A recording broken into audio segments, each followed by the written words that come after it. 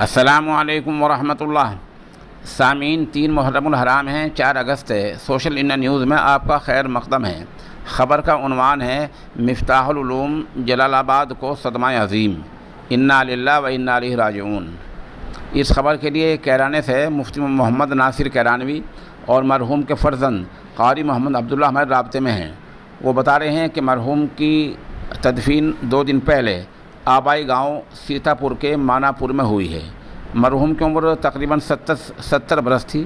پسماندگان میں 2 بیٹے اور 7 بیٹیاں ہیں۔ وہ بتا رہے ہیں کہ مرحوم کی جو شروع کی تعلیم ہوئی ہے وہ مدرسہ فرقانیہ لکھنؤ میں ہوئی ہے۔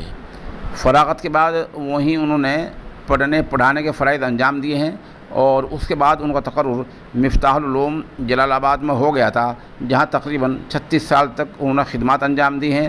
وہ شعبہ حفظ کے اور شعبہ تجوید کے استاد تھے، مشاق قاری تھے، بہترین حافظ تھے، خود بھی حافظ تھے اور مشق بھی بہت ہی اچھی کرایا کرتے تھے۔ آپ کو بتلا دیں کہ فی الحال وہ مدرسہ عالیہ اشرفیہ تحفیظ القرآن الکریم کے محتمم بھی تھے۔ اس حادثے پر، اس انتقال پر مفتاح العلوم کے محتمم قاری ولی اللہ خان شیروانی، وہیں کے استاد مفتی رفیع السما، مولانا شعیب عالم اصلاحی، مفتی ناصر کیرانوی وغیرہ نے گہرے رنج و الم کا اظہار کیا ہے اور پسماندگان کے لیے صبر جمیل، نیز مرحوم کے لیے رفع درجات کی دعا کی ہے۔